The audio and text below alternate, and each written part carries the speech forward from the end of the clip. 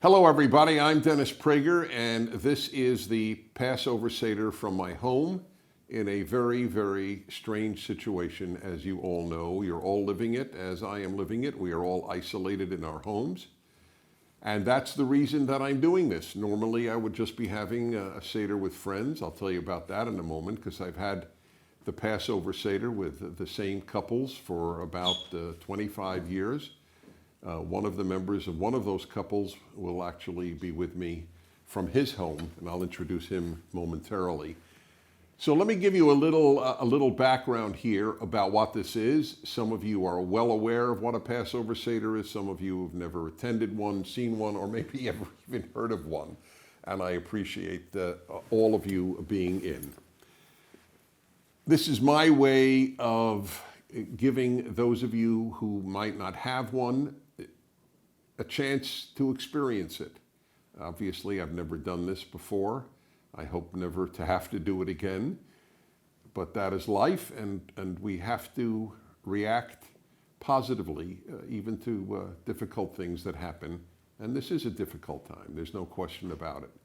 So if you're alone, I'm particularly happy to be in your life for the next hour and a half or so.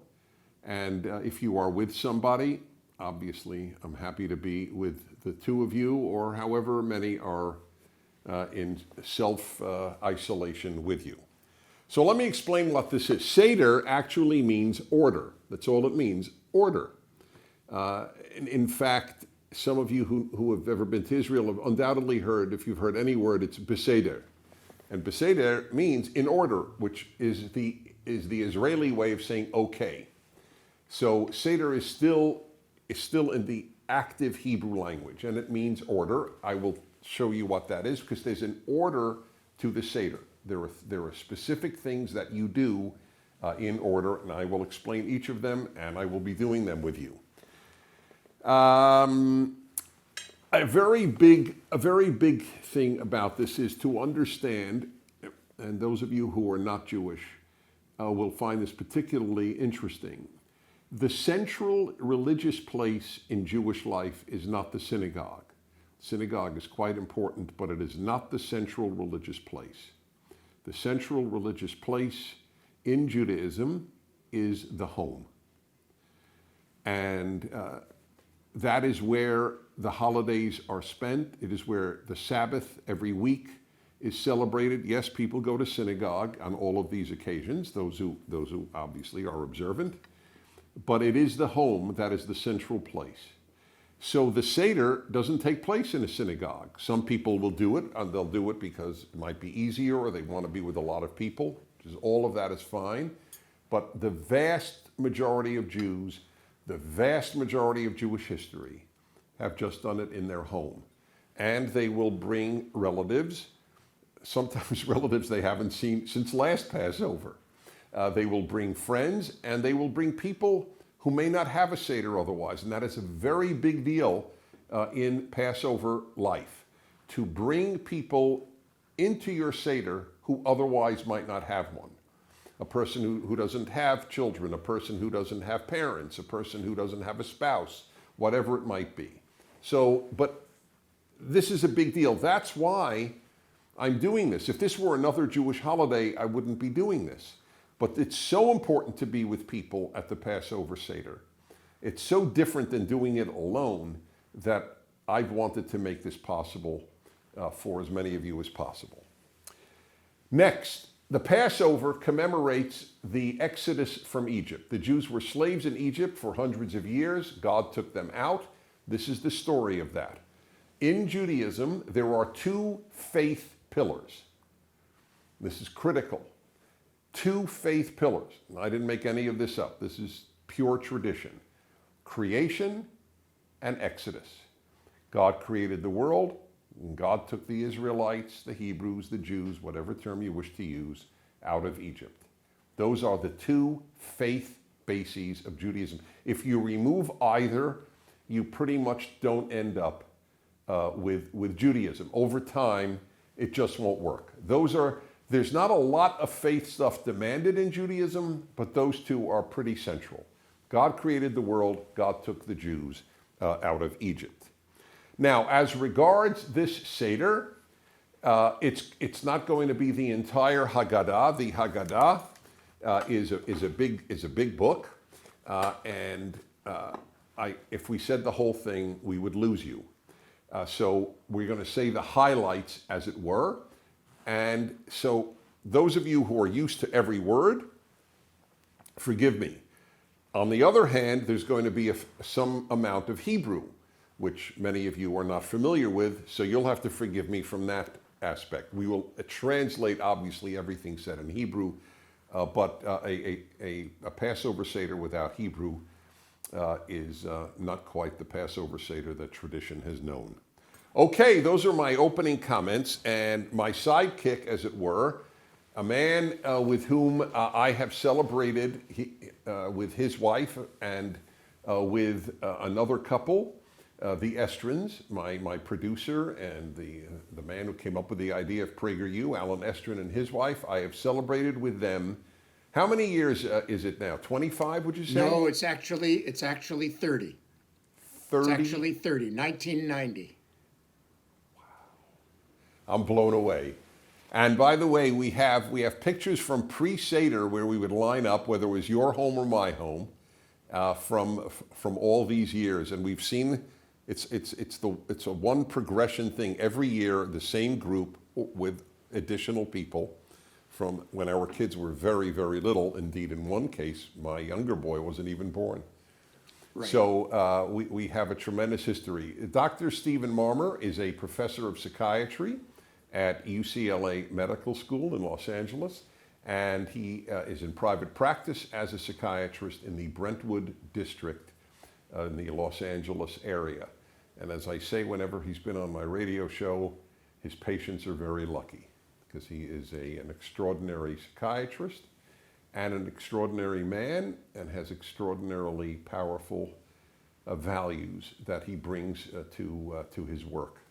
So, and I must say, extraordinarily good friends. That's right. And we could all write a book on the importance of friends, all of us who get together all these, both Sabbath and Passover. Okay, so we will begin here. And what you begin with, interestingly, is a recitation of the Seder, a recitation of the order that's actually in this book called the Haggadah. And they are, I'll do it in English and then Steve and I will sing it to you in Hebrew because it is sung. The order is actually sung. Number one is Kadesh, which is to sanctify. You sanctify, the blessing is over the wine. Then Urachatz, which is purification. It is the washing of the hands. Not to get clean. Your hands should be clean already.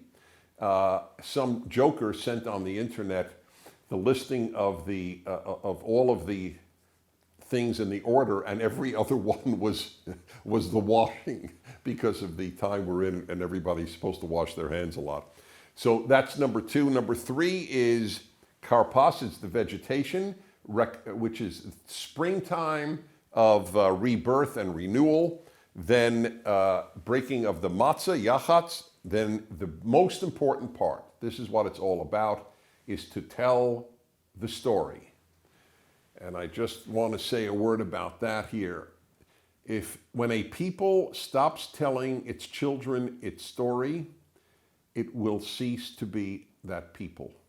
My fear for America is that Americans have not told their children the story, and they're getting almost a perverse recitation of their history, and that's very dangerous for the future. One of the biggest reasons the Jews have survived for 3,000 years is this, that every year for almost 3,000 years, they have told the story to their kids.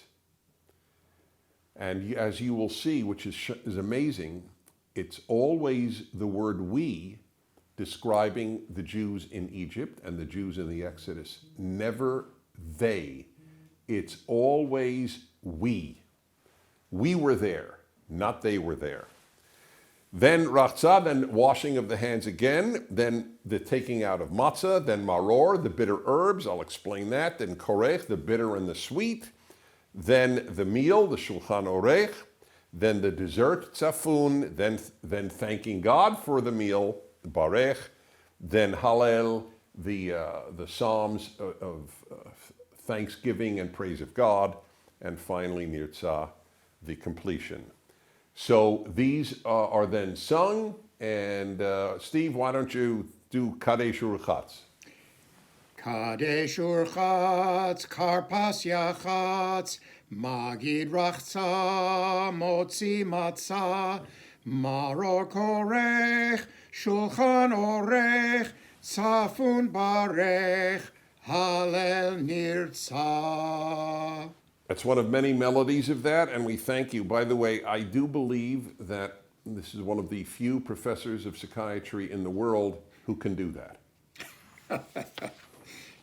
At least not in Israel. Okay, right, outside of Israel, yes. Outside of Israel. Yes, that's a very good point. All right, next is the second part of this order, of this Seder, is the blessing over the wine. In Judaism, alcohol consumption has always been allowed, but it has always been for reasons of sanctification.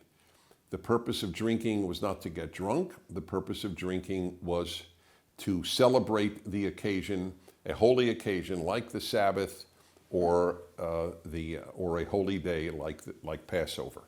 So we lift the cup. If you're with me and you have any of this, please do the same thing. And Steve, it's on page 3 in our mutual Haggadah, and I will sing it in Hebrew and just meditate if you know no Hebrew or this is totally unfamiliar. But it's so traditional. I will be doing it in Hebrew. Baruch atah Adonai Eloheinu melech haolam. Borei peri hagafen, Baruch atah Adonai Eloheinu melech haolam, asher bachar banu mikol ha'am, v'romemanu mikol ha'shon, v'kiddeshanu b'mitzvotav, v'titen lanu Adonai Eloheinu b'yahava, moadim l'simcha, chagim uzmanim l'sason, et yom chag hamatzot hazeh, Zeman Cheroteinu, Mikra Kodesh, Zecher Litziat Mitzrayim. Kivanu vacharta v'yutana kidashta mikol ha'amim, umoadei kodshecha besimcha u'besason hinchaltanu. Baruch atah Adonai, Mekadesh Yisrael v'hazmanihim. Then there is another blessing added to this, which is very powerful. Many Jews are familiar with this. Blessed are you, God, who has kept us alive and brought us to this time. It is said at any great occasion in Jewish life, Baruch atah Adonai Eloheinu melech haolam, shehecheyanu, v'kiyemanu, v'higianu lazman hazeh. By the way, 4 cups of wine are traditionally drunk on this evening. It's the most wine Jews ever drink, one hopes. And it is really to just have you know what a great night this is. And by the way, is a very interesting thing. Many of you know I'm very big on the subject of happiness. I have a happiness hour on my radio show every week. There is a law in the Torah, in the holiest of the parts of the Bible for the Jew, the Torah, the first 5 books, and it says, "You v'samachta b'chagecha," you shall be happy on your holy days, on your holidays. So this is particularly appropriate now when we're not in a happy situation with the lockdown and the virus that is traversing the world. But nevertheless, that's the law, so you have to give it a try. You have to try to be happy, at least for this holiday. All right, now, this is the pouring of the water over the hands here. And this is because it's a holy meal. And in Judaism, we even have a ritual for that. It goes 3 times. That's why there were 2 handles. 3 times over the right hand and 3 times over the left hand. All right, there we go. I might have overdone it a drop. Okay, now we continue. And we go to Karpas, the rebirth and renewal, with the taking a piece of parsley, usually is what it is, dipping it in salt water, and then saying a blessing over that. Baruch atah Adonai Eloheinu melech haolam borei pri ha'adama. Blessed are you, God, who creates the fruit of the earth.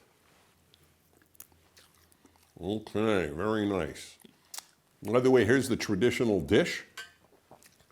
Can it be seen? It's all visible, with the egg, with the shank bone, with the parsley, with the bitter herbs, and with the yummy part, the charoset. And I'll explain all of that. Next is I break the matzah. I have 3 matzahs. Whoever runs the Seder, and usually who's ever home it's at. So when we're at Steve Marmer's home, which is frequent, he will break the matzah. In my home, was my grandfather who did, and I'll explain a great part. So you take there were 3 matzahs. The middle one you break, and you keep that, and you put the bigger part for the last part of the meal. It's called the afikomen, which is a Greek word. And the thing is this is very common in many Jewish homes. The kids will try to steal, quote unquote, that afikomen, that bigger part of the matzah that was just broken, from the guy who's running the Seder. And then at the end, you can't complete the Seder without that piece. So they will have a deal. He will say to the kid, all right, I can't find that afikomen, that big part of the matzah. And the kid will say, oh, I took it. So then the head of the meal will go, okay, what would you like for it? And then the kid might say, I want a bicycle. I mean, that kid's, it's a big deal. Anyway, I got my biggest gifts a Passover, not Hanukkah, not birthday. My grandfather got me a shortwave radio, which changed my life. That's how I listened to the world. One year he got me a typewriter, and that's when I started writing. So I have the very fondest memories of the deal with my grandfather of giving him that matzah back and getting a great gift. Steve, did you steal the afikomen in your house? No. What happened in our house was that my father would hide it, and then we would go looking for it all over the house. And whichever one of us found it made the same deal. I'll give it back to you if you... Okay, so he hid it, you had to find it. Right. And in our case, we had to take it. Right. I get it. So did you find it, or did a sibling? Who found it? Well, it's embarrassing to say, but I found it about 7 years in a row, and then I had to retire because my brother and sister got no gift. Couldn't stand it. They couldn't stand it. But the gifts that I got were little things like a keychain or a T-shirt or something like that. And then when my sister found it, she got like $20 or something like that. So it was really... she made up for the 7 years. Yeah, that's right. That's right. 7 years of feast and then famine. That is so... explain... It's perfect to have, if my cohort's going to be a psychiatrist. So I understood the psychology was to keep the kids up all night. Is that how you read it? Yes, it's to keep them excited, or if they have somewhat fallen asleep as a result of eating the meal and having the alkaline tide that you get when you get sleepy after a meal. It was to wake them up and get them excited at least about the end of the Seder, so that and it would also be a great adventure. But there's another, if I may give a different, an additional interpretation. It's that we want the next generation always to be looking for what we have offered them. We want them to continue to be looking for the Jewish celebrations and the role of the meaning of Passover in their lives. So that's another thing that I like about it. But the practical element was keep them awake. Practical element, definitely. Yeah. Keep them awake, keep them excited, and that way they'll sit through it. All right, that's fantastic. Okay. By the way, in your memories of your childhood, is the Seder the best Jewish memory? No question about it. It was the highlight of the year, and somehow or other, my parents made it seem like a great privilege. We never felt that we were deprived of bread and pasta and all the other things. We always felt, oh my goodness, for a whole week we get to eat all this special food. And it was just considered the most fun. We had my grandparents over, we had all kinds of other people over. But let me tell you a short story here about the way my father conducted the Seder. In those days, we had a first Seder with the family on the first night. And then the second night, he would always invite, he was a doctor in a hospital, and he would always invite the non-Jewish nurses and other personnel to come to the Seder to acquaint them with Judaism. And it went back to a time when he was an intern, and he was on call the day after Yom Kippur. So he came back having fasted all day, as is required for an observant person on Yom Kippur, and no one had saved him any food. And so he couldn't break the fast until the next morning, so he had an additional 10 or so hours of fasting. And the reason was because nobody understood Judaism. So he made it one of his missions to acquaint all of his co-workers who were not Jewish with Jewish customs, and it quickly passed to me to be the interpreter to help explain to them what was going on. So I loved it. Wow. I'm thinking in my own life, it's a toss-up. I really loved the Friday night Shabbat meal. That was a highlight. But I had the same thing. The Seder, first of all, you saw relatives you never saw otherwise. And I had one uncle who was completely non-religious. He was a secular Jew, but he came for this because even secular Jews tend to go to somebody for a Seder. And it was hilarious. It was like clockwork. The first half of the meal, he got very tired of us going through the ceremonies. And he would go, Hilda! That's my mother's name. It was really her uncle. And he'd go, Hilda, when are we eating? And he would, just every so often just protest how long we were talking or praying. Then he'd eat, and then after that, he went into the living room, which was attached to the dining room, and he'd go, Hilda, give me Tums. So half the meal, half the Seder, he was complaining about not eating, and half the meal he was complaining for having eaten too much. But these are great memories. That's the stuff of childhood. That's wonderful. All right. Yeah. If I may tell another quick one, my grandparents one time, we asked them, what was it like in Russia when you were kids? And they went into a long explanation. I'll abbreviate the story. And they talked about how rough it was and how they escaped from Russia, came to America, and all their successes and all their failures living through the Depression. And it was just an amazing moment for all of us grandchildren to hear their story. These are the things that you can't, they're priceless. That's exactly right. And it's a continuity of generations. I mean, when you think about it, outside of a Seder type atmosphere, I mean, it's obvious grandparents could tell grandchildren their stories, and many do, but this is the perfect opportunity for such quote unquote storytelling. It's invaluable. All right, page 5. So this is so old, the prayer here. It's in Aramaic. The rest of the Haggadah is in Hebrew. This is in Aramaic. That's how old it is. Halach ma'anya di achalu avhatana bi'ara di Mitzrayim. This is the bread of affliction, as it's called, that our parents ate in the land of Egypt. Kol dichvin yetevi echol. All those in need should come and eat. And we all took this seriously, of inviting people who otherwise would not have a Seder. That's basically what we're doing tonight, in effect. So that's a very famous part of the prayer. Okay, let's move on here and to the most famous part, and that is the youngest person there. And I would say it starts at 4 or 5. I mean, really young.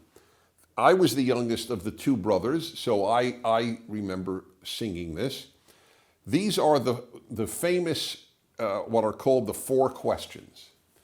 And they are, why is this night different from every other night? That's how it begins. And other nights we eat all sorts of things, but tonight we only eat this, and other nights we do this. It's 4 questions. Judaism is built on questions and answers, questions and answers.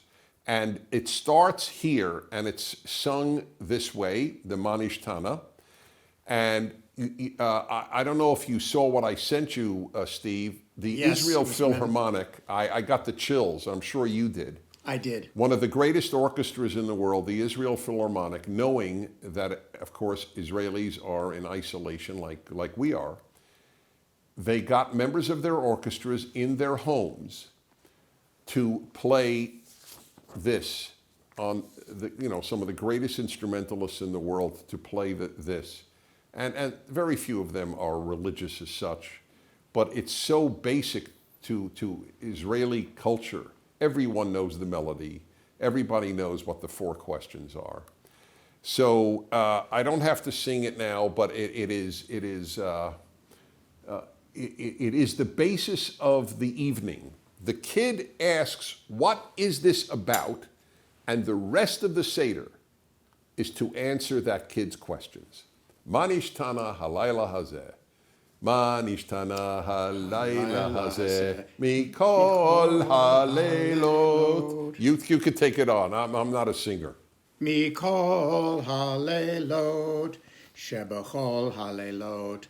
Anu ochlin chametz umatzah, chametz umatzah, halayla hazeh, kulo matzah, halayla hazeh, kulo matzah. Okay, we'll leave it at that. That was beautifully that's done. enough. Yeah, so that's the way many of you with any background in Judaism would have certainly have heard that. Okay, now this is a great part. This is, see, in Jewish homes, the Seder is a discussion period. I mean, you should eat a little before the Seder because there's so much time devoted to discussing themes. So here's an example. This is from the Haggadah. None of this has been made up by either Steve Marmor or myself. So on page 7, and here's the traditional one. So I'm going to look here, page 74. So there it says here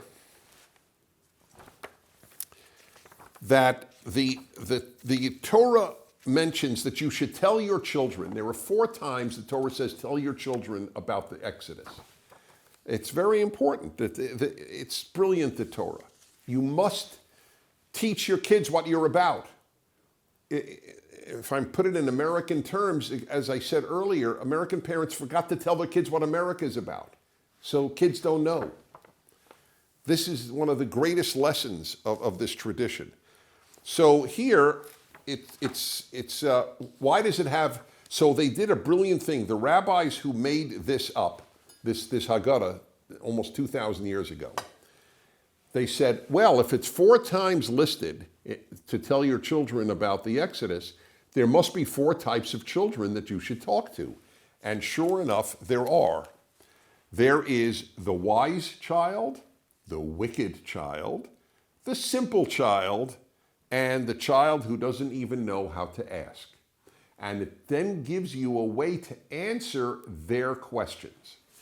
Now, without going through it all, and it's just fascinating, I wondered as a kid, why is there no good child? Wise, wicked, simple, and doesn't know how to ask. Where's the good child? It only was in my adult life that I realized the wise child is the good child because you can't be good without wisdom. You can have all the good intentions in the world, but if you're a fool, you'll only end up doing bad stuff. I think this is as relevant as a concept could be for our time. That's what we have not given over, wisdom. We've given knowledge, but we haven't given wisdom. So those are the 4 types of children.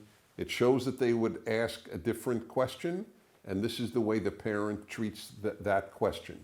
That was also, this is 2,000 years ago.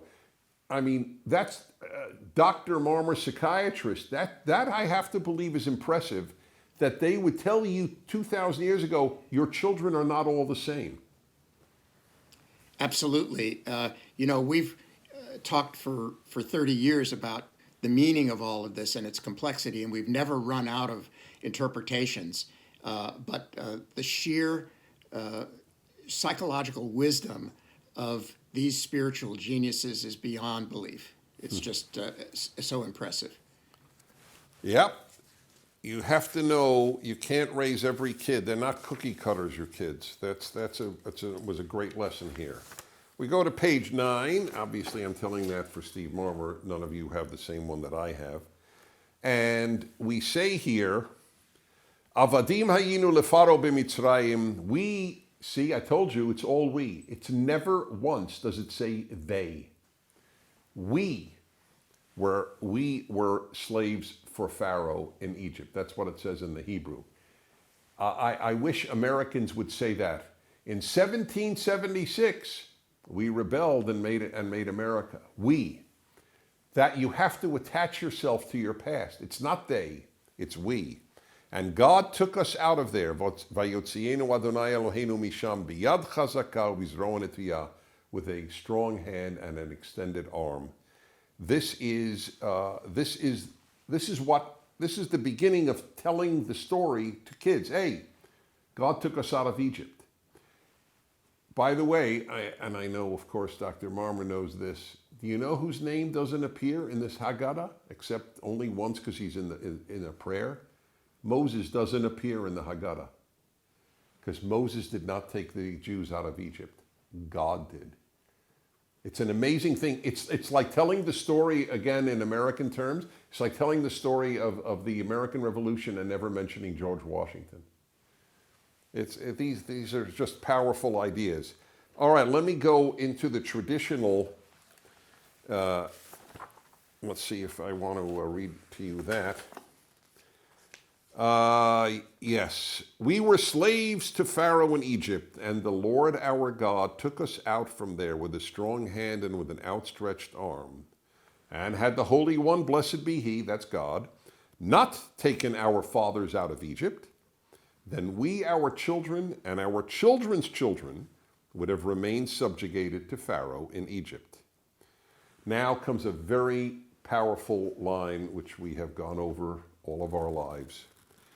And even if we were all wise, and all of us had great understanding, all of us were elders, all of us versed in the knowledge of the Torah, we would still be obligated to discuss the Exodus from Egypt. And every individual who elaborates in the retelling of the Exodus is to be considered praiseworthy. It doesn't matter how much you know, how brilliant you are, you've got to tell the story anyway. Any thoughts, Steve? Oh, yes. Well, first of all, the serious thought is that it has so many layers, and we've learned each year the Seder is the same, but it's different as we find new angles on it. And they say that nobody's exempt from this. It doesn't matter what kind of a big shot you are. You could be the world's most famous anything. This is it. The action of telling it and transmitting it to the next generation is important. Now, the funny thing is that when my mother, your uncle, used to want to know when the food was coming, my mother would want to know how much longer we were going to talk, and I would quote this. But Rabban Gamliel says, indeed, to dwell on it is to be accounted praiseworthy, and that would shut her up because, of course, right. It was the one time of the year when my parents couldn't tell me to stop talking. Because the Haggadah had said, the more you talk about it, the more praiseworthy. That's right. Yeah, you got the green light from I got the green 2,000 light. years ago. Yeah. Yeah. I love it. But I love the fact that she had no answer. Oh no, she capitulated because she recognized the validity of it. Yeah, because it wasn't you, Steve. It was Judaism telling her. Yeah. Right. Exactly. All right. So now, before we go on in the one you and I have, a very powerful paragraph in the Haggadah. V'hi she'amda lavotenu v'lanu shelo echad bilvad amad aleinu l'chalotenu. Ela shebechol dor v'dor umdim aleinu l'chalotenu v'hakadosh baruch hu matzilenu mi'adam. And he who stood with our forefathers and us, it wasn't only once that somebody arose to annihilate us. And then comes this amazing phrase that every knowledgeable Jew is aware of. But in every generation, somebody arises to annihilate us. Not to oppress us, not to subjugate us, not to enslave us, to annihilate us. And the Holy One, blessed be He, saves us from their hands.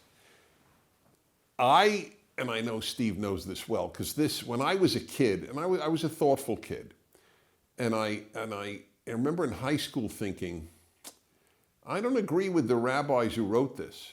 I don't think that in our generation, for example, somebody wants to annihilate us.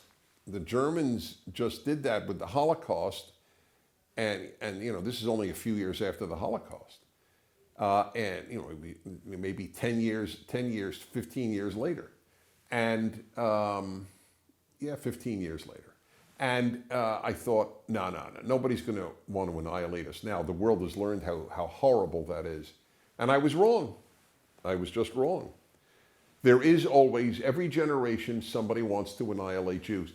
That's why anti-Semitism, something I know a lot about, I've written a book on it, anti-Semitism is unique of all the world's hatreds because only anti-Semitism is annihilationist.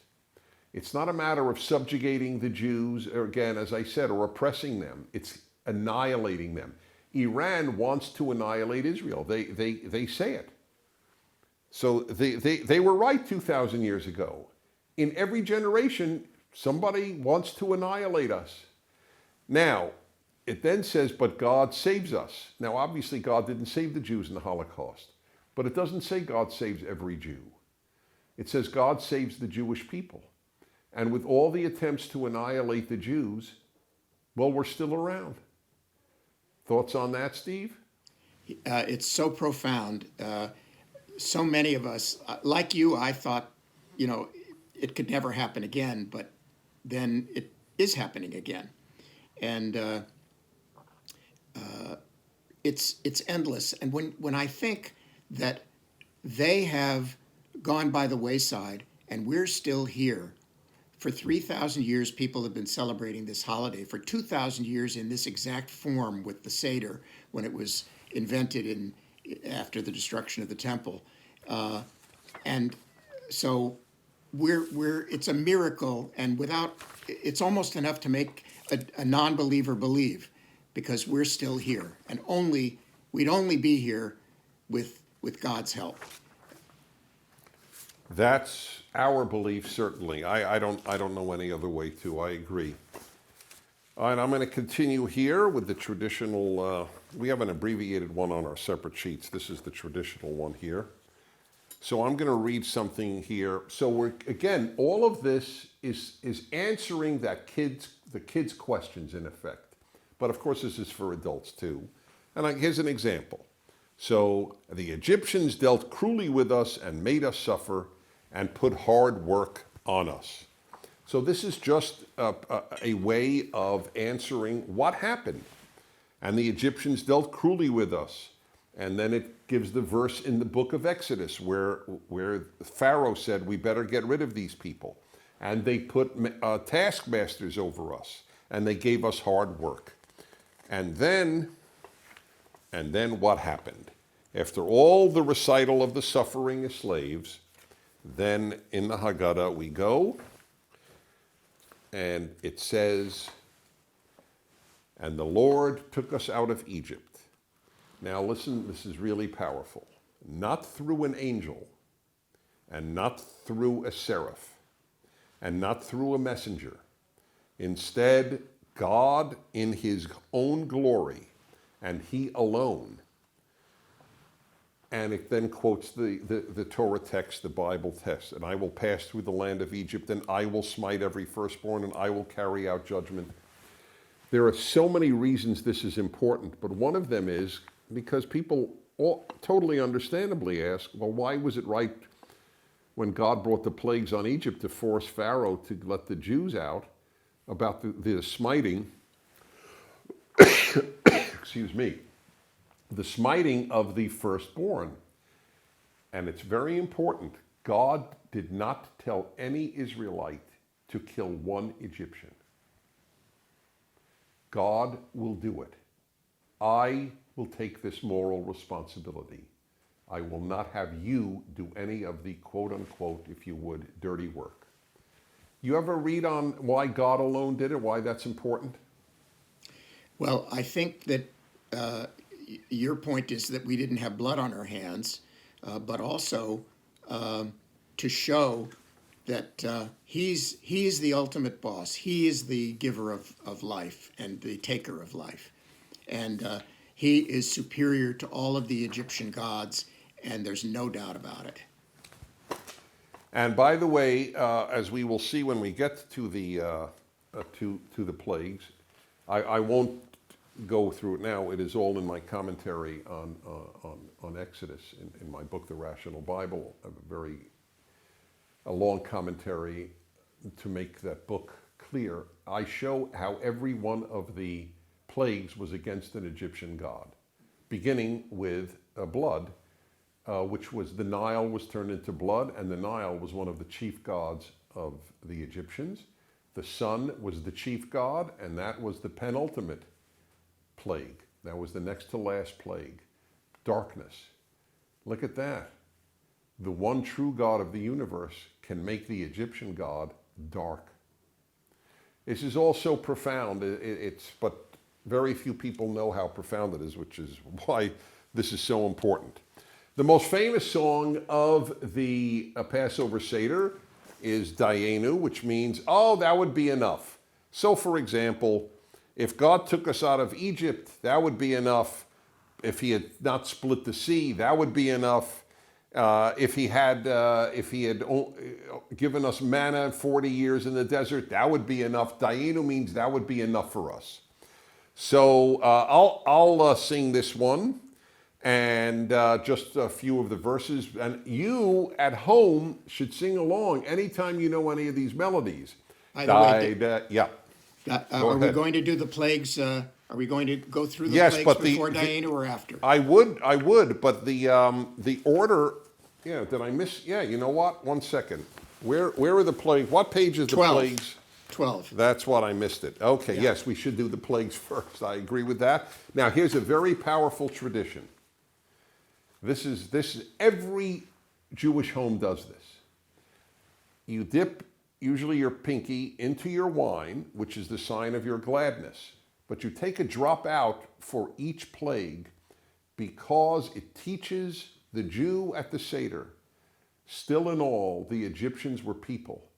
So we take a little of our joy out every time we mention one of these plagues. And the lesson is so enormous that after all of this recitation of how the Egyptians made us suffer, still in all, we're not all that celebratory. We're taking away from the celebration in order to identify with their suffering too.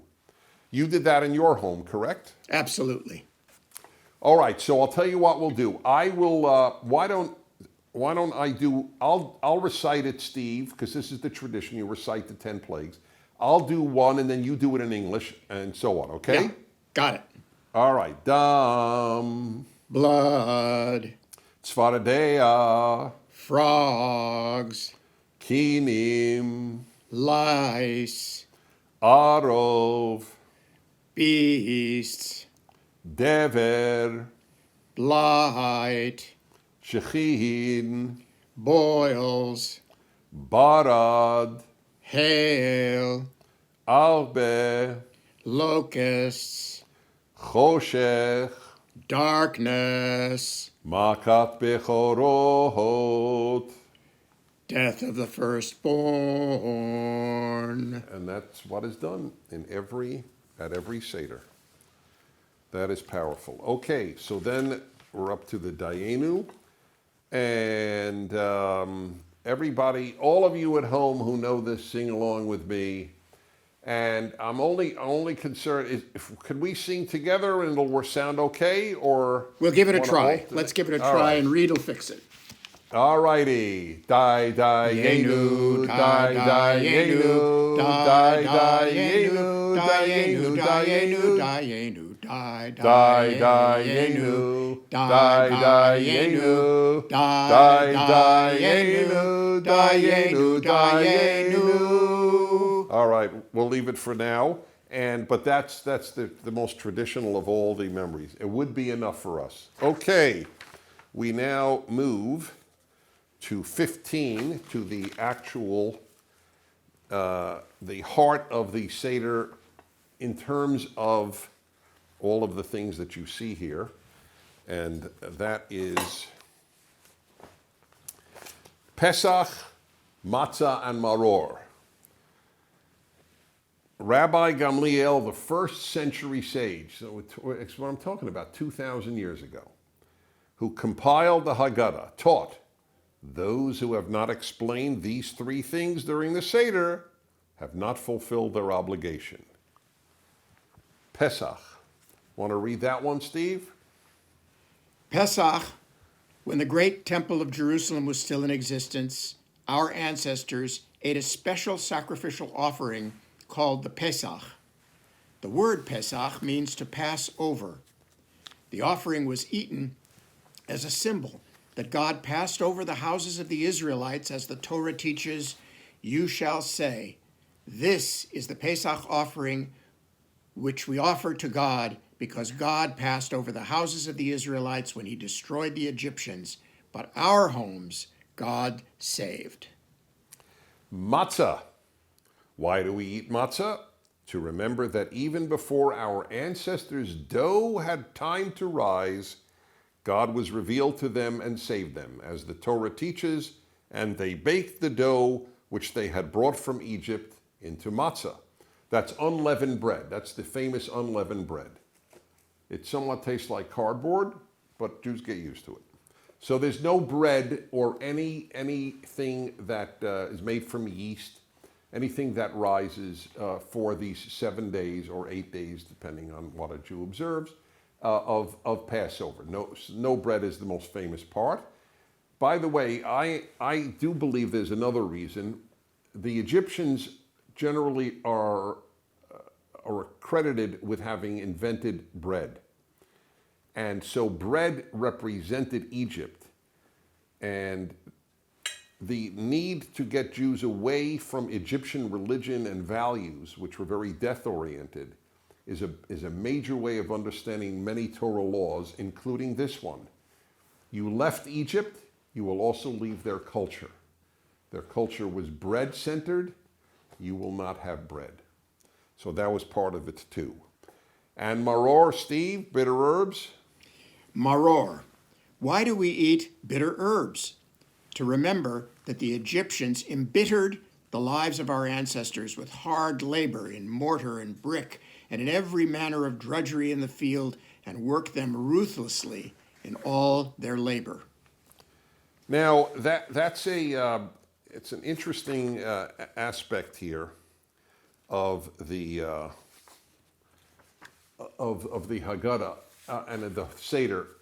Judaism is a very, very physical religion because we are physical beings. So you want to know what it was like to be a slave? Here, have something bitter, and it is bitter. You want to have represent whatever you want to represent the unleavened bread. You will continue forever to have this unleavened bread, just like they did. We're living in effect in some ways like they did. That is a part of it. All righty, let's see here. You know what? Let's on 16, Steve. Yes. It's so appropriate for the time we're living in now with the isolation.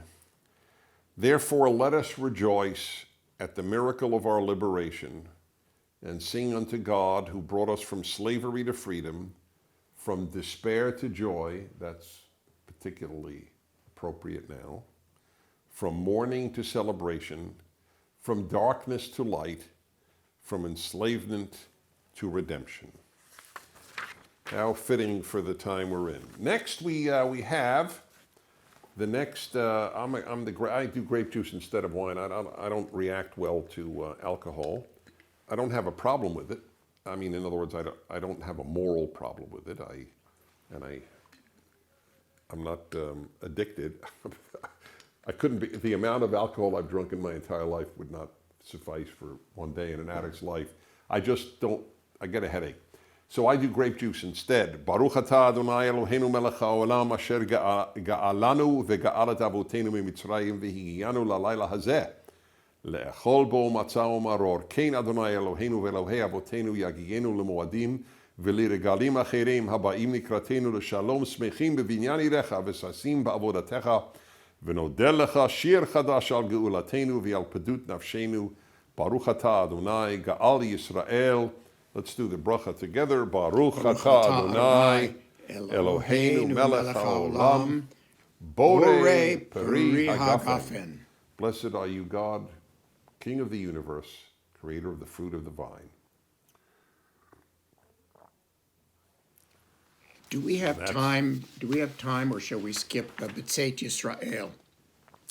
Yes, I did. I do have that listed as, I'm going to have you sing it. So, okay, and then we'll do the duet at the end, like we always do. Yes. So, where is the page of that? It's here? at the top of. Yes, it's at the top of 17. That's correct. In our I missed book. it. Absolutely. That's okay. So take it away. Go ahead. This is what is sung at this time. It's from the book of Psalms. Psalm 114. B'tzeit Yisrael mi Mitzrayim, Beit Yaakov me'am loez. B'tzeit Yisrael mi Mitzrayim, Beit Yaakov me'am loez. Hayta Yehuda lekodsho, Yisrael mamshalotav. Hayam rav ayanos, Hayarden yisov leachor. Heharim rakadu chelim, Givaot kivnei tzon. Malecha hayam, Kitanus, Hayarden, Tisov leachor, Heharim, Tirkedu che'elim, Gevaot, Kivnei tzon. Kivnei tzon. Milifnei. Milifnei. Adon chuli haaretz. Adon chuli haaretz. Milifnei. Milifnei. Eloha Yaakov. Eloha Yaakov. Hahofchi hatzur. Hachofi hatzur. Agamahayim. Hagamahayim. Chalahamish. Halahamish. Lemaino mahayim. Lemaino mahayim. That was I love a beautiful doing that. psalm, Psalm 114, and that was a very old melody from my childhood. And now let's see, we go To the second let's see. washing of the hands. That's right. So we're on 18, the two of us. So the second washing of the hands, this time, however, gets the blessing over the washing of the hands. There are a lot of blessings in Judaism. So here we go. Again, 3 on each.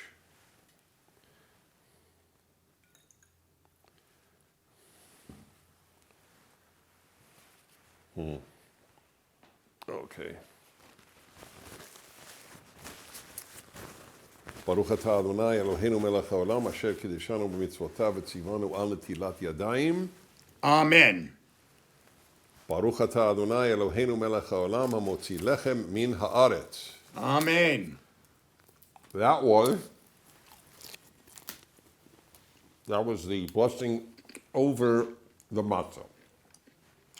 Well, over bread, over anything that comes over forth right. from the earth. And now we have a special one for the matzah as well. ברוך אתה אדוני אלוהינו מלך העולם אשר קידשנו במצוותיו וציוונו על אכילת מצה. Amen. God who has commanded us about the eating of matzah, which I should have said together with the other one. Now we eat maror,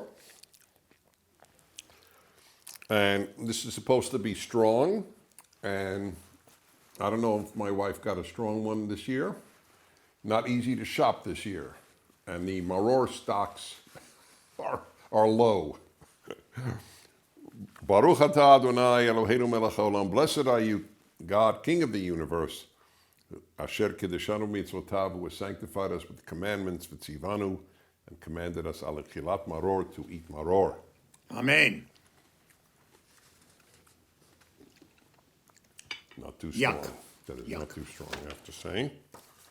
The best, I'll tell you, I don't know if it's allowed, but wasabi is about as strong as it gets, in my opinion.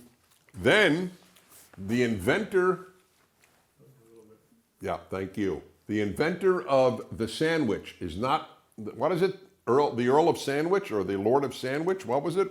Right. The Earl of was not. Sandwich. Yeah, it was actually Hillel, the sage in the Talmud. He made the sandwich of maror and the Charoset. well, actually, this is, yes. All right, so the charoset is sort of the mortar, represents the mortar of the bricks. That's yummy. This is people make it's all different sweet fruit. But and zecher lemikdash ki Hillel ken asa Hillel bizman shebeit hamikdash haya kayam haya korech pesach matzah umaror vochel biyachad lekayem ma shene'amar hamatzot umarim yochlu. Okay. Now, at this point, it is time to have the meal. But obviously, if I had the meal, first of all, you don't want to watch me eat. Secondly, I want you to have all the time you want to eat. So we're going to do the stuff that comes after the meal as well. Let's go to page 22.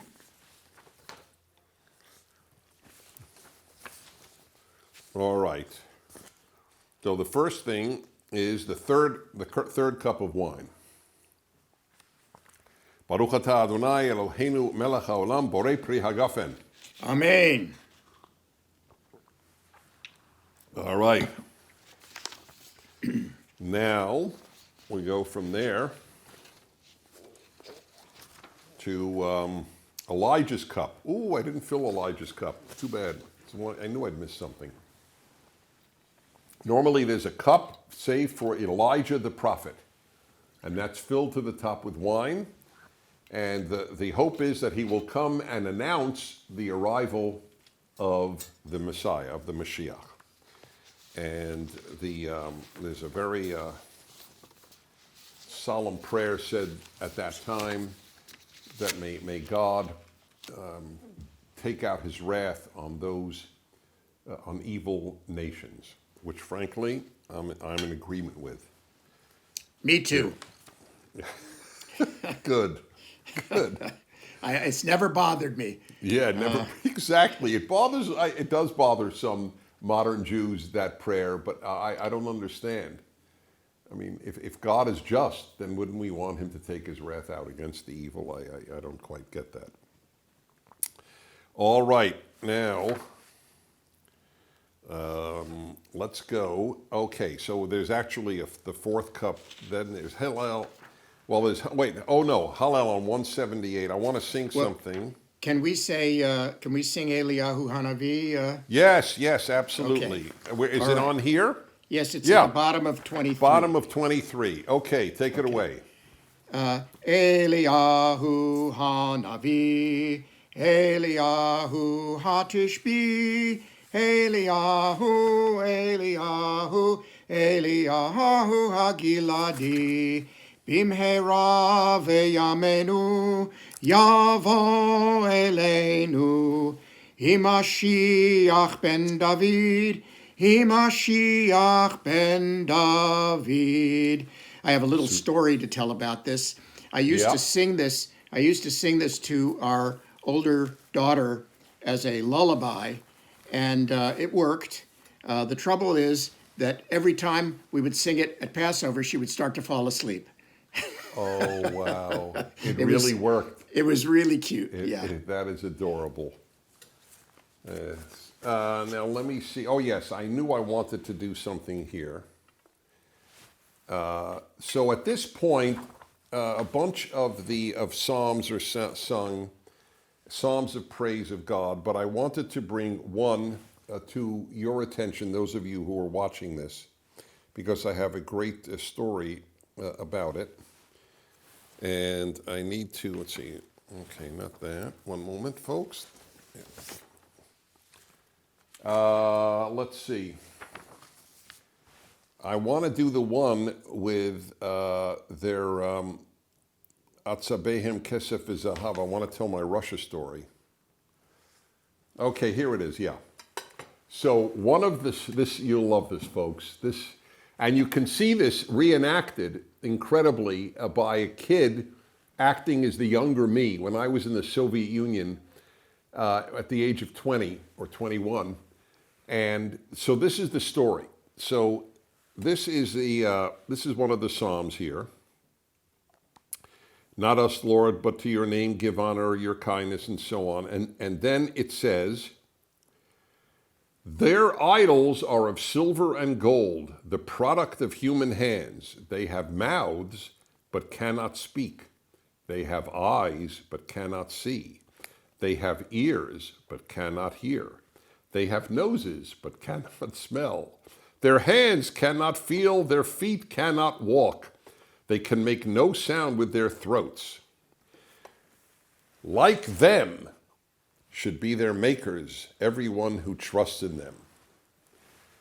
So I was sent by Israel at the age of 21 into the Soviet Union for a lot of reasons. The biggest ones were that I was a Jewish kid and I knew Russian and Hebrew. So that I was like the ideal candidate to go, to smuggle in religious items to Jews in the Soviet Union and to smuggle out names of Jews who wanted to leave. So it was a little dangerous, but it was also obviously life-changing because I lived for a month in a totalitarian state and met a lot of people who told me a lot of things. So in Moscow, in my hotel room, I was always a character. I mean, you know, you're born a character. It's like your shoe size. You're just given it. So I would get up in the morning in my hotel room and I would go to the wall and I would say to the wall, knowing there were microphones hidden in the room, and I'd say in Russian to them, "Hey, dobry utro, good morning." How'd you sleep? This is Dennis checking in. And then I would sing this song that their idols cannot walk and their idols do not hear or smell or see. Because I was in a world of idols. You know, there was a Lenin statue every other block. And I had no idea. They probably had no idea what I was singing and thought I was out of my mind. But it kept me sane, singing this particular psalm to the walls. So anyway, you could all see it reenacted in the movie No Safe Spaces. It's at nosafespaces.com. This is not an ad. It's just you would love to see it. Okay. Dennis, before you go on, I want everyone to know the incredible impact of your visits, your visit to the Soviet Union, by telling the story of how when the Estrins and the Marmors and the Pragers were in St. Petersburg and we went to the synagogue, we were accompanied by a really lovely young Chabad rabbi.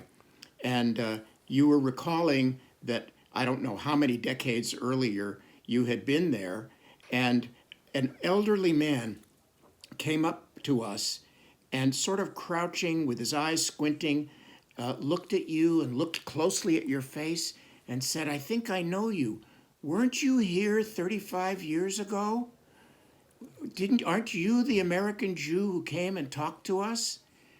And, you know, the hair on the back of my neck, and I'm sure all of us, just rose at the recognition of the impact of those visits. I have to the Soviet chills Union. when you tell the story. Yeah, That he recognized me 35 years later. yeah, But I knew then, this was it's now St. Petersburg, it was Leningrad then.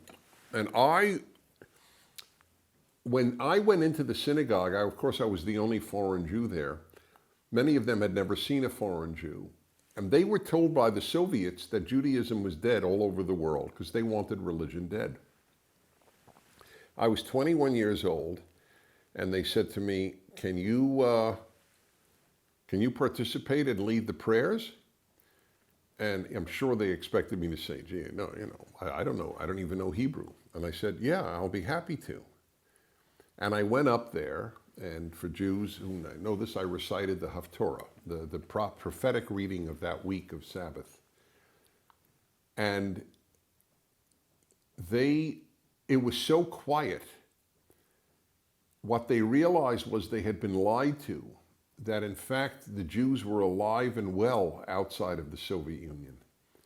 That this kid from America could do this, could just get up there and read in Hebrew the prophets and chant it properly. This changed their lives. And the proof, as you just said, is this man remembered it from 35 years before. And I was blown away myself. Yeah, it was quite something. There are a bunch of songs at the end of the Seder that are just terrific. So on page 25 is one of the famous ones. It's again, it's devoted to kids, the Seder, but adults love it too. But it's a song, who knows one, who knows two, who knows three, who knows four. So what is one? One is God. What is two? Two are the tablets, right? Two are the tablets that Moses brought down. What is three? Three are the patriarchs. What is four? Four are the matriarchs.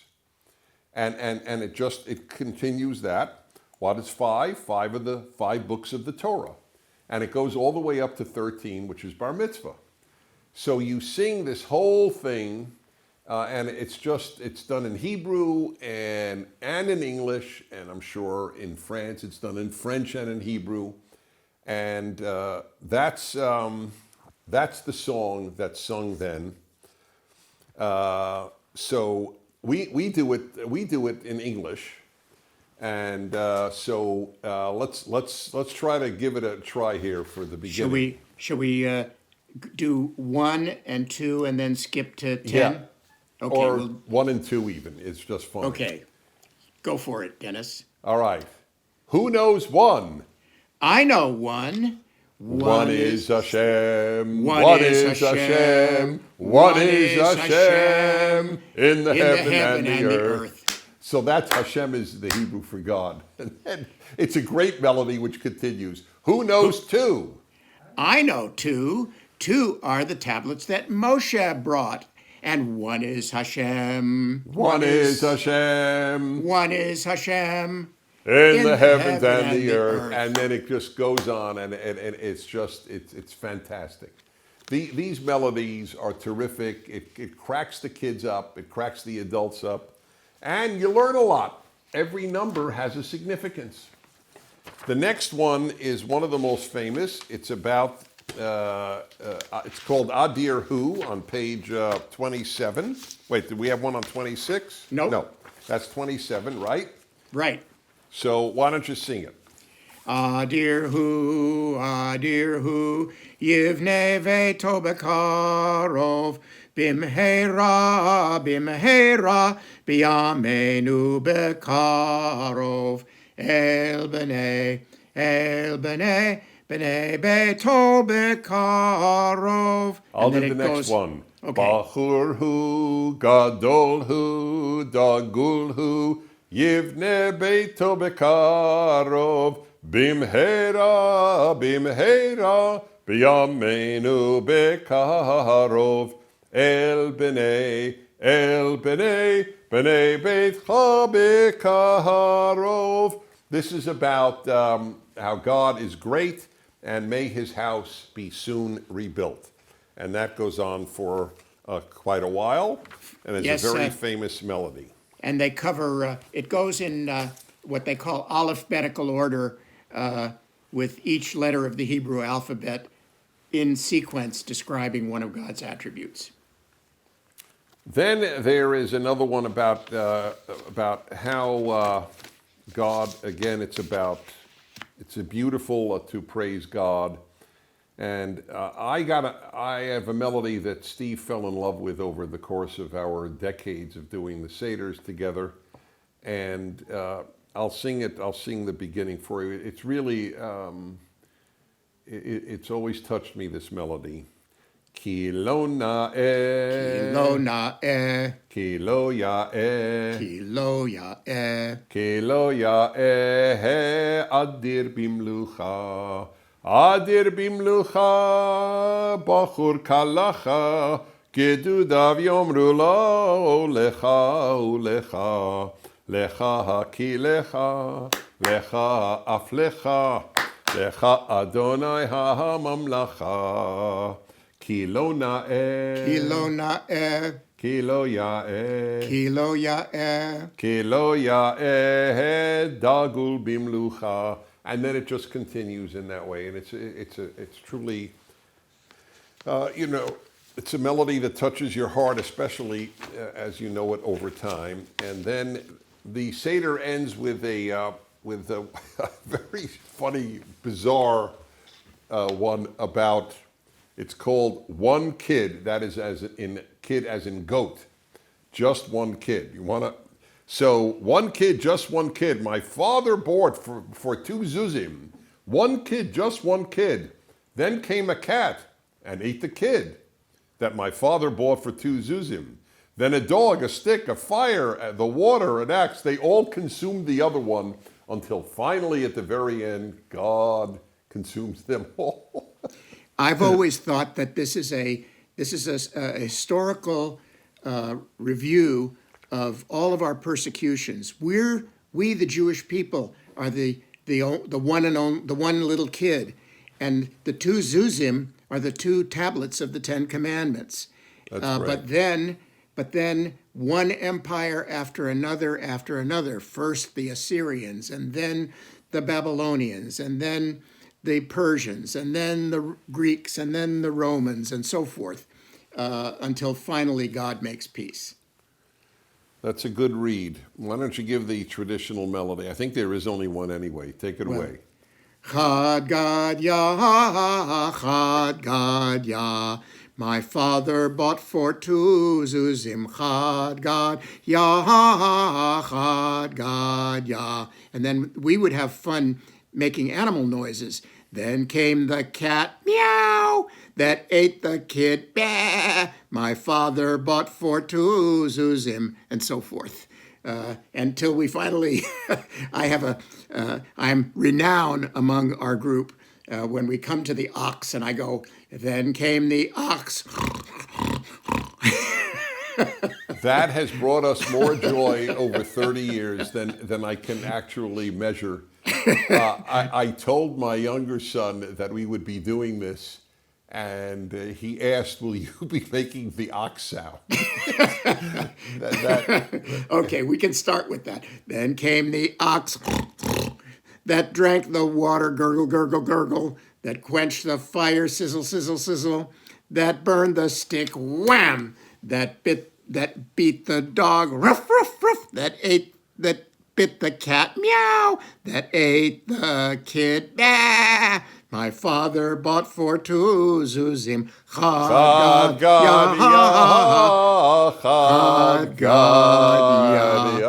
And then by the time we've had 4 cups of wine or 3, we've got it all a little bit mixed up, and we make mistakes, and the kids laugh.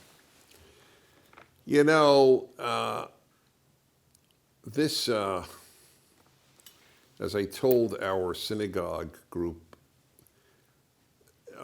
I feel like I'm on this Jewish train that started on the rails about 3,000 years ago. And with all the problems right now, and they're severe economically and in other ways, obviously. This island of this Seder, we're not really living, at this moment. We're living 1,000 years ago, 2,000 years ago, 3,000 years ago. And I think it induces some peace when you can somehow realize you're part of something so much larger than yourself. Do you feel that? Oh, no question about it. The idea that we're doing the same thing, passing to the next generation what was passed to us, and it's a mystical, spiritual, but psychological, but I think also real thing. And I feel anchored to something that helps stabilize me when the boat is rocking in the current age. Anchored, that's the key. Anchored, that's right. That's what it's given us, this anchor. Mm-hmm. Well, I hope for all of you this has been meaningful. If it's your 50th Seder or your first, to Steve and I and millions of others, this is a central part of our life. And it was important for me to try to bring this to you most of you who don't have one because of the nature of things going on now. I hope that a year from now, people are healthy, people are back to work, and people are able, without any ambivalence or ambiguity, to just have a truly happy holiday. But even in a dark time, this has to be celebrated. This is not comparable in its darkness, obviously, to the concentration camps of the Holocaust. But even there, Jews tried to have whatever they could to mimic a Seder. And I understand that. It transports you back to the Exodus. I will add, if I may, that if you really want to know what all this is about, I've written a commentary on Exodus called The Rational Bible. I'm not trying to sell you a book. Nobody writes a Bible commentary to make a lot of money. But obviously, this means a lot to me. It means a lot to Dr. Maror Absolutely. Yeah, no, it's clear. And we are very lucky that we found each other and our cohort Alanestrin and our wives. And it's been an incredible richness in our lives. A combination of God and friends is a pretty powerful combination. I wish you all God and friends, because that is exactly what you probably most need at this time. My friend is Dr. Stephen Marmor, Professor of Psychiatry at UCLA. I'm Dennis Prager of Prager University and of my radio show, and it has been an honor to be with you. God bless you, and goodbye. Thank you, Dennis. Good night.